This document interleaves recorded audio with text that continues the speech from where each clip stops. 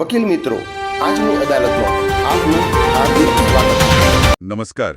નવા વર્ષની શરૂઆત સાથે જ ભારતમાં નોટરીઓ માટે એક મોટો પ્રક્રિયાગત ફેરફાર આવ્યો છે. બિલકુલ. અને આજની આપણી ચર્ચા આ જ ફેરફાર પર કેન્દ્રિત છે. હા, આપણી પાસે એક નોટરી દ્વારા જ મળેલા કેટલાક સ્રોત છે.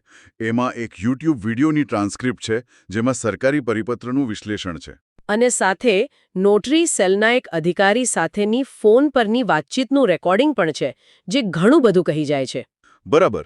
તો આપણો હેતુ એ સમજવાનો છે કે કાગળ પરથી પોર્ટલ પર જવાની આ સફર ખરેખર કેટલી સરળ છે કે પછી પડકારજનક છે. ચલો, આ આખી વાતને જરા બારીકાઈથી સમજીએ. તો સૌથી પહેલી અને સૌથી મોટી વાત, ભારત સરકારના કાયદા અને ન્યાય મંત્રાલયે કહ્યું છે કે હવેથી નોટરીઓએ એમના વાર્ષિક રિટર્ન ફક્ત અને ફક્ત ઓનલાઈન જ ફાઇલ કરવાના. અને આ 2025 અને એના પછીના વર્ષો માટે લાગુ પડશે. એકદમ. એટલે કાગળની દુનિયામાંથી સીધો ડિજિટલની દુનિયામાં, એમ સમજો ને કે કૂદકો. આને હું માત્ર કૂદકો નહીં કહું, આ એક ખૂબ મોટું અને મહત્વનું પગલું છે. કઈ રીતે?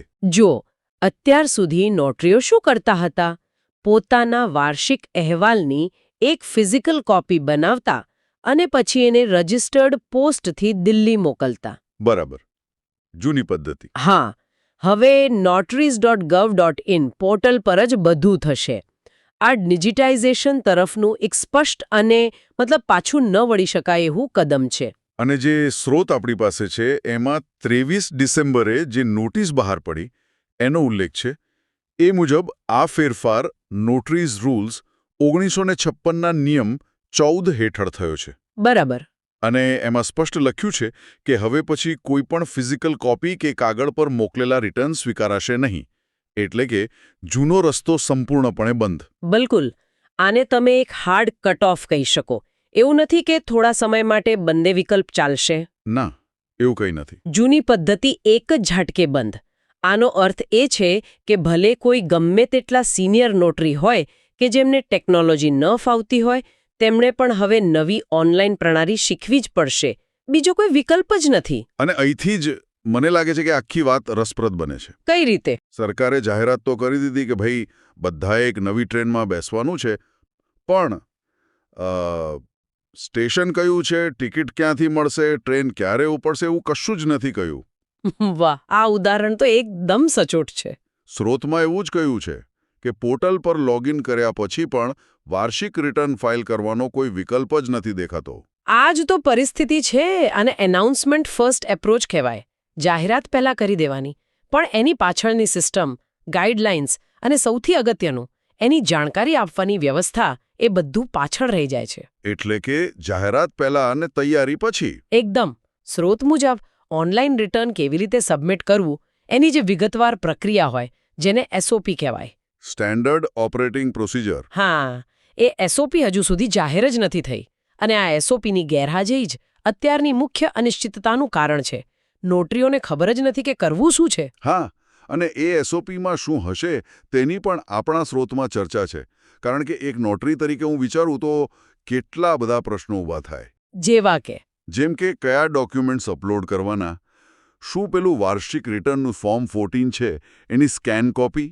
કે પછી રજિસ્ટરની દરેક એન્ટ્રીના પાના અપલોડ કરવાના? બહુ જ મહત્વનો પ્રશ્ન છે. અને જો અપલોડ કરવાના હોય તો કયા ફોર્મેટમાં? પીડીએફ, જેપેગ? અને ફાઇલની સાઇઝ કેટલી હોવી જોઈએ? આ બધા ટેકનિકલ પણ ખૂબ જ જરૂરી પ્રશ્નો છે. અને આ પ્રશ્નોના જવાબ વગર કોઈ આગળ વધી જ ન શકે. ત્યાં સુધી બધા નોટરીઓને સલાહ શું છે કે ભાઈ તમે નિયમિતપણે પોર્ટલ ચેક કરતા રહો. બસ રાહ જુઓ. આ એક પ્રકારની મૂંઝવણ અને ચિંતા ઊભી કરે છે. નિયમ આવી ગયો, પણ અમલનો નકશો નથી. અને એટલે જ આપણા સ્રોતમાં પેલી નોટરી સેલ સાથેની ફોન પરની વાતચીત સામેલ છે. હા, જે જમીની વાસ્તવિકતા બતાવે છે. બરાબર.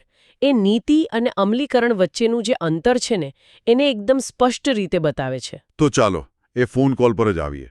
આ તો થઈ કાગળ પરની વાત, પણ જ્યારે કોઈએ ખરેખર ફોન કરીને પૂછ્યું કે આ બધું થશે કેવી રીતે, ત્યારે જે જવાબો મળ્યા એ આખી વાર્તાને એક નવો જ વળાંક આપે છે. વાતચીત મુજબ પહેલો જ સવાલ હતો કે ઓનલાઈન પ્રક્રિયા ક્યારે શરૂ થશે. અને જવાબ શું મળ્યો? જવાબ હતો કે હજુ શરૂ નથી થઈ. એમાં 15થી 20 દિવસ લાગી શકે છે. ઓહો, એટલે કે પરિપત્ર જારી થયાના લગભગ 1 મહિના પછી પણ સિસ્ટમ તૈયાર નહીં હોય. બરાબર. અને બીજો મુદ્દો એ પણ સ્પષ્ટ થયો કે આ નિયમ ફક્ત નવા નોટરીઓ માટે નથી. ના, બધા માટે છે. હા, તમામ નોટરીઓ માટે. કોઈએ એમ ન સમજવું કે આ માત્ર નવા નિમણૂક પામેલાઓ માટે છે. સાચી વાત. પણ વાતચીતનો સૌથી ચોંકાવનારો ભાગ તો હવે આવે છે. એવું તો શું છે? જ્યારે પૂછવામાં આવ્યું કે દેશના હજારો નોટરીઓને કેવી રીતે ખબર પડશે કે પોર્ટલ શરૂ થઈ ગયું છે, ત્યારે જે જવાબ મળ્યો, એક મિનિટ, હું બરાબર સમજો, શું અધિકારીએ એમ કહ્યું કે લાખો નોટરીઓએ પોતે ફોન કરીને પૂછપરછ કરવી પડશે? સ્રોત મુજબ તો એમ જ કહ્યું. આ તો અકલ્પનીય છે. કોઈ ઓટોમેટેડ ઈમેલ નહીં, કોઈ SMS નોટિફિકેશન નહીં. ના, જવાબ સ્પષ્ટ હતો કે વિભાગ દરેકને વ્યક્તિગત રીતે જાણ કરી શકશે નહીં. અહીં સંચારની મતલબ એક માળખાકીય ખામી દેખાય છે. ખૂબ મોટી ખામી. જ્યારે તમે લાખો વ્યવસાયિકોને અસર કરતી સિસ્ટમ બદલી રહ્યા હો, ત્યારે એની જાણ કરવાની એક મજબૂત વ્યવસ્થા હોવી જોઈએ.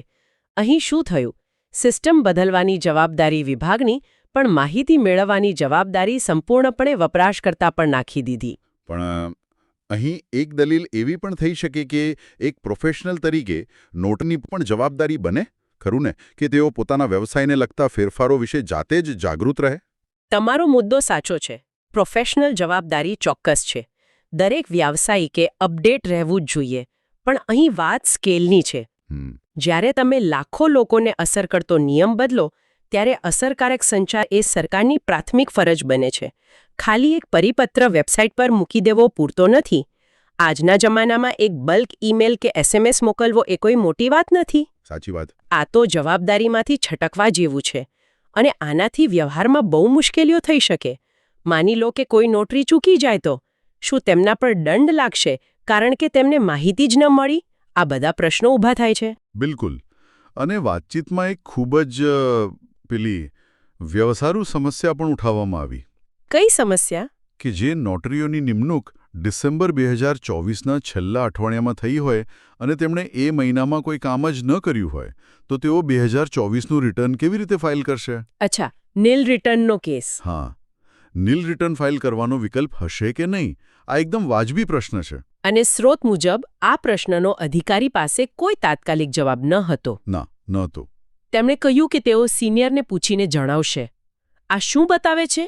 કે જ્યારે નીતિ ઘડાય છે, ત્યારે આવી નાની પણ મહત્વની પરિસ્થિતિઓ, જેને ટેકનિકલ ભાષામાં એજ કેસીસ કહેવાય છે, એ ધ્યાનમાં લેવાતી નથી. બરાબર. સિસ્ટમની મજબૂતાઈ આવી ખાસ પરિસ્થિતિઓને સંભાળવાની ક્ષમતા પરથી જ પરખાય છે. અને મને એ વાત ગમી કે ફોન કરનાર વ્યક્તિએ માત્ર સમસ્યા જ ન જણાવી, એમણે એક ઉકેલ પણ સૂચવ્યો. શું ઉકેલ હતો? તેમણે કહ્યું કે જો વિભાગ ફક્ત નોટરી એસોસિએશનોને ઈમેલથી જાણ કરે, તો માહિતી હજારો સભ્યો સુધી એક જ દિવસમાં પહોંચી જાય.